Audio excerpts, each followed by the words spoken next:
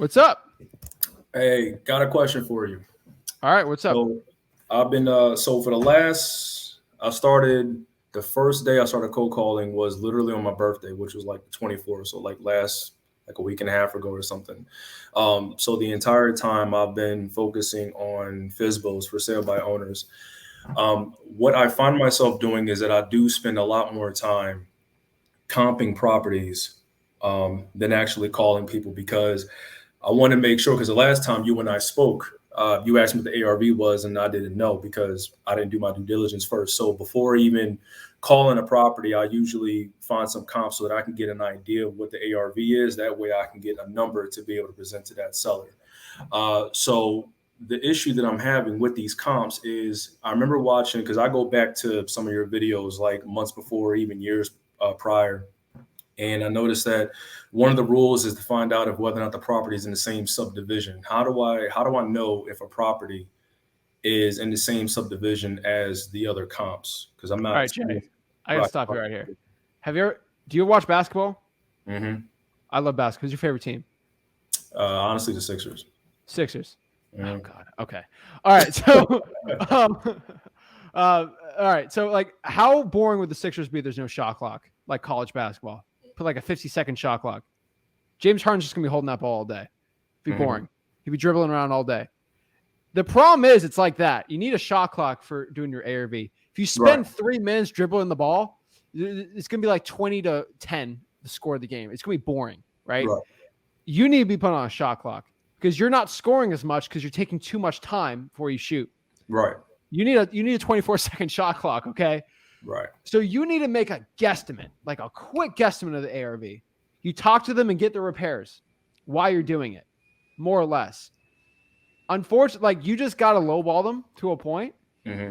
And like when you see my Zillow for sale by owners, the cool part about that is you're going to be able with a shorter shot clock, you're going to take more shots. Guess what happens when you take more shots? More are going to go in. So every Okay. shot might your field goal percentage might be lower, but you're going to Mhm. score more points. So you need to spend less time doing that Okay. because you're going to Because be able to talk to 50 sellers and make 50 offers versus only doing 20 offers. And you're going to make more money doing that. If you think of an uncomfortable low ball offer and you do a good cop, bad cop with that. Hey, my partner Zach said, boom, where are you at? okay. So like just shoot like a low ball offer. So like if I see it for sale by owner and his asking price is let's say like 90,000, do I just like Have a offer? conversation first. Hmm. Watch how I do my FISBOs. Tell me a little bit about the property. Why has it been listed for over 130 days? Hmm. Why would he be even looking to sell this house? Right. And those are the questions I do ask. Yep. You can't go straight into low ball. Like you got to have some Of conversations, course. right? Is this a rental? You just have a general chit chat and then get into it.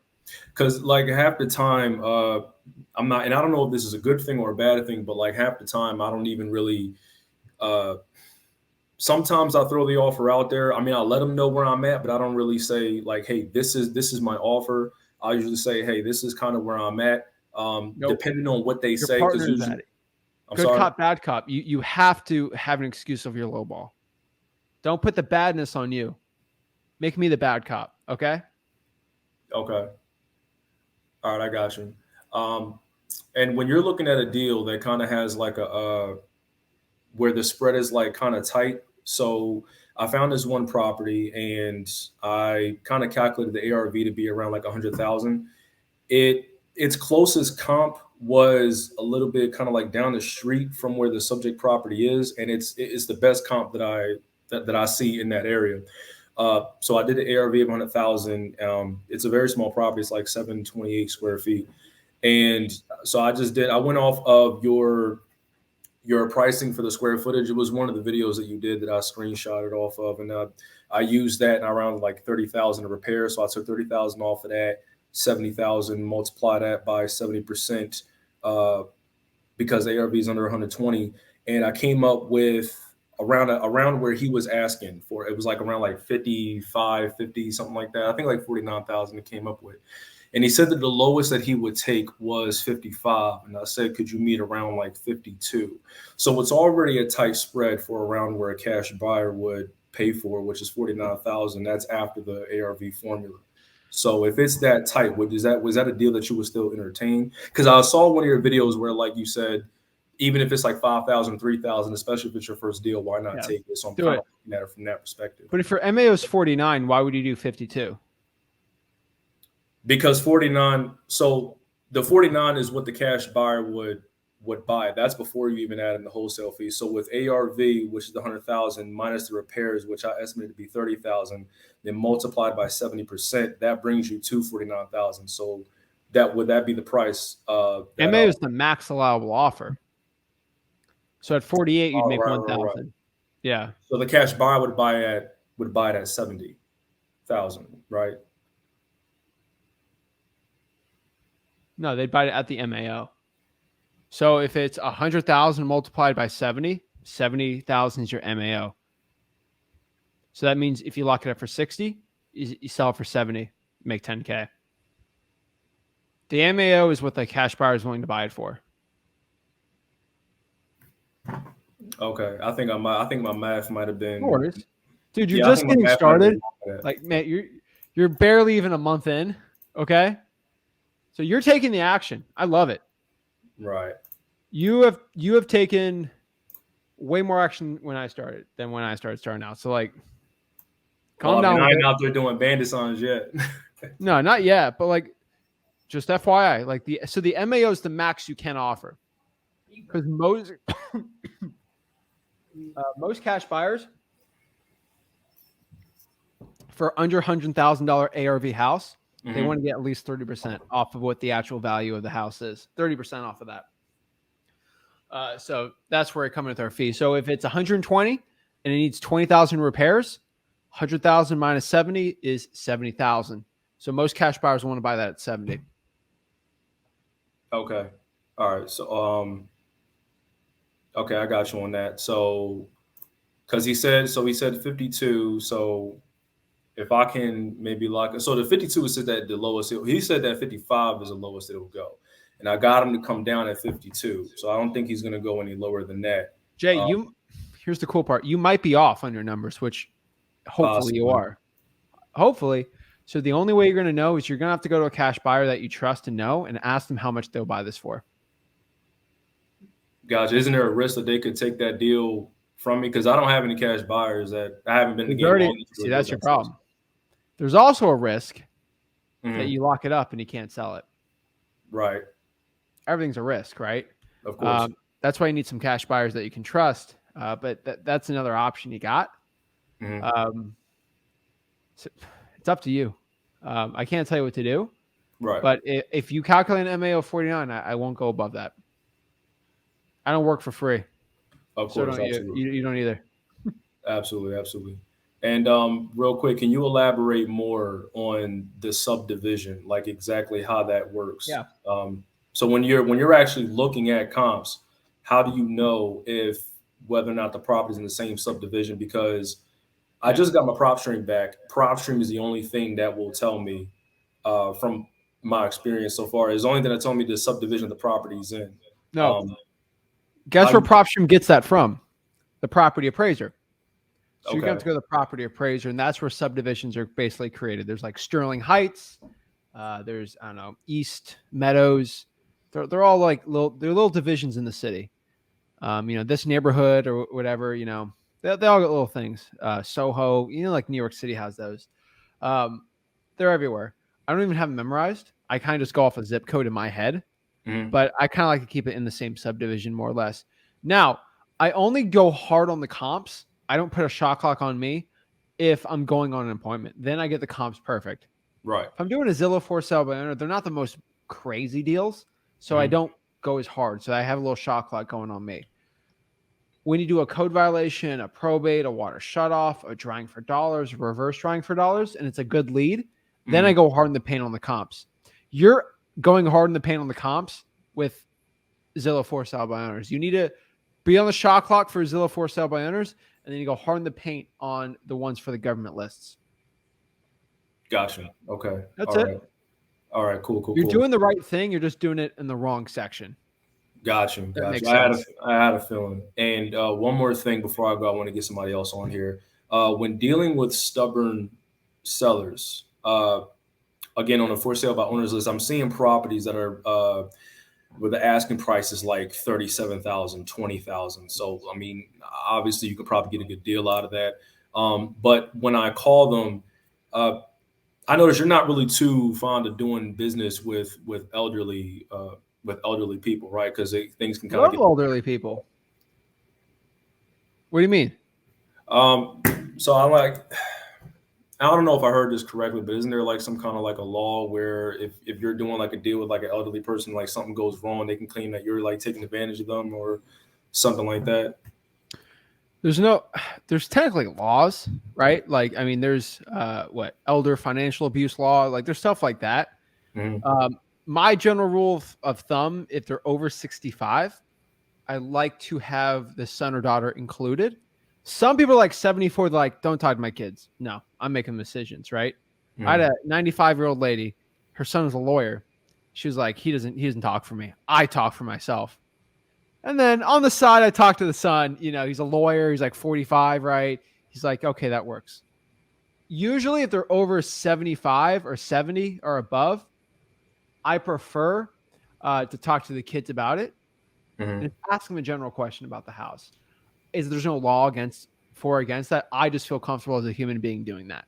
Because I'd rather, if my grandma was selling her house and she's 75, I'd rather them talk to my parents about it than just doing it behind their back, just so Mm-hmm. everyone's on the same page. That's just how I like doing business. And that's what I tell you guys to do.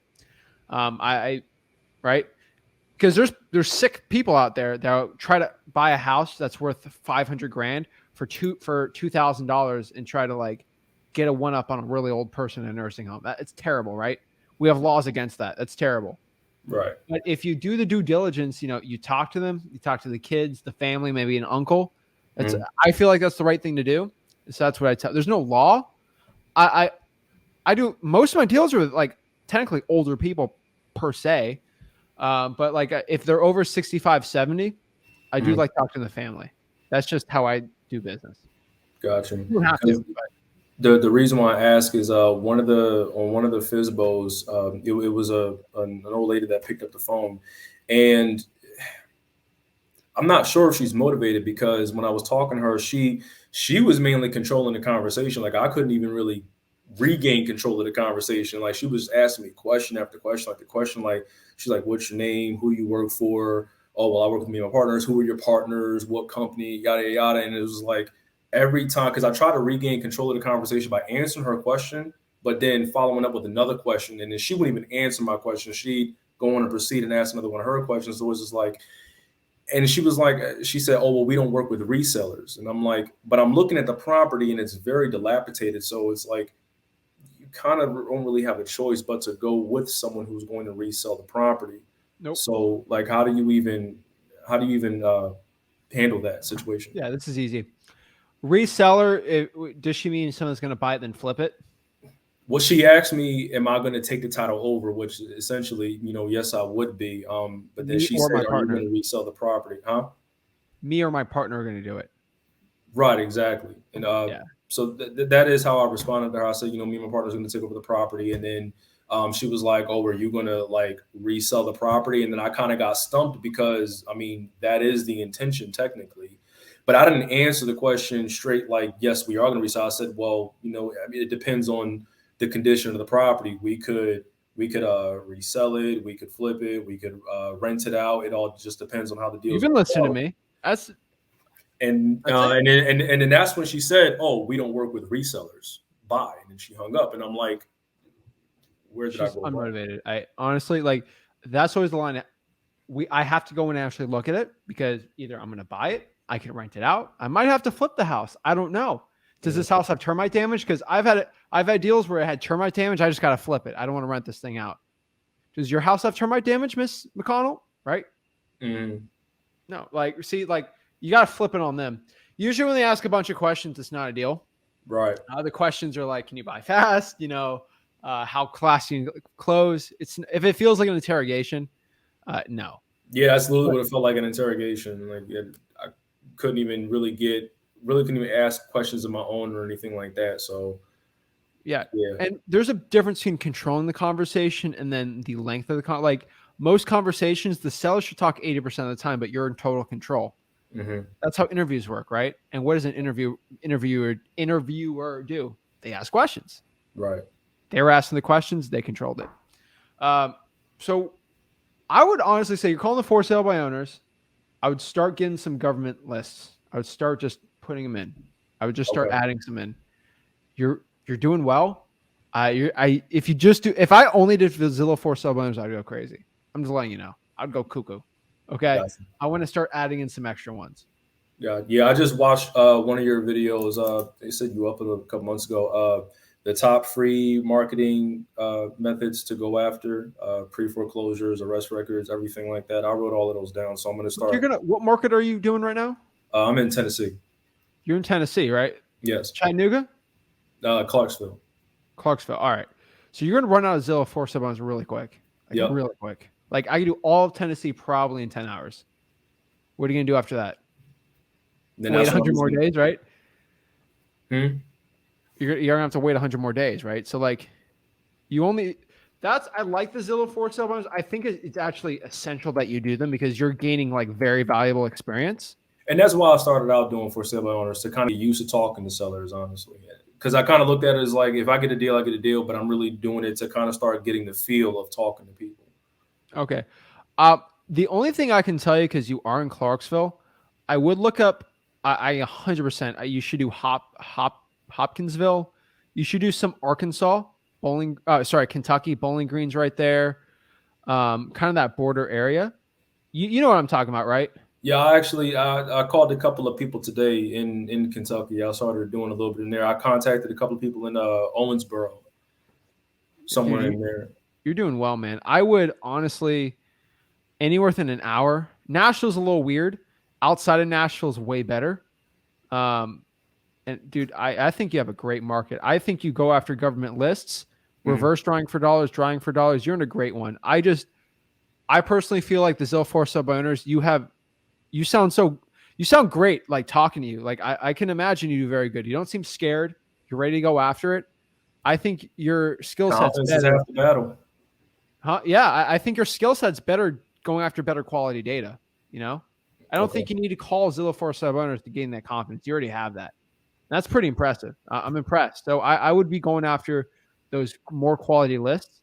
I feel like someone's going after you a little hard. I think you know how to handle yourself.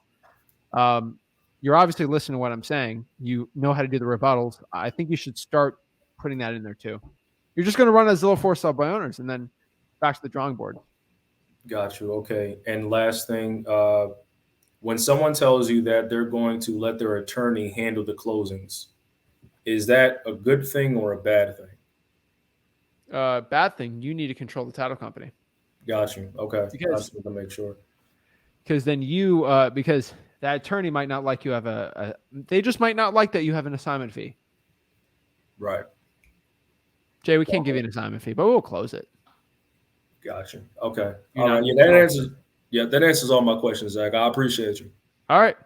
What I need you to do is I want you to go try and pull the code violations tomorrow, or just generally look up the counties around you and see if you have to go in person or you can pull your government list online. Start with code violations and probates. Okay. Research it. Just tonight. Check it out. Funny thing, actually, I actually pulled code violations back in, where were we in? August. I pulled code violations, I want to say in like May. Yeah, May. But I had to search True People Search and been verified, and like I couldn't even get in contact with any of those. Reverse track for dollars then. So I actually go by the property and just put a sticky note on the door. Yep. Gotcha. And guess what you're going to find out? Okay. Those deals are going to have deals around it that are ugly, so you can drive around those areas. Gotcha. All right. So I'm actually going to repull it. I'm going to call tomorrow and repull those lists because they probably got more properties on there. And then I'll probably drive for dollars around this weekend or so. All right. And here's the last most important part. This is a huge tip for code violations. Yep. So you might do the county that you're in for the code enforcement, but also do the city of Clarksville. There's Okay, the two separate code. so county and city code violations? Yes. Okay. And then do the whatever county Hopkinsville is in, and then do the city of Hopkinsville. You get double lists. Okay. I bet you didn't do that. Oh no, I didn't do that at all. I'm gonna be honest with you. Dude, it's crazy because most wholesalers, they don't know that. Double the list. Okay. Got you. All right, definitely. I appreciate you, Zach. I'm gonna do that. All right. Well, I'm going to ask you. Of course. Right. It's like Keep it up. homework. I love it. Keep it up, All bro. right.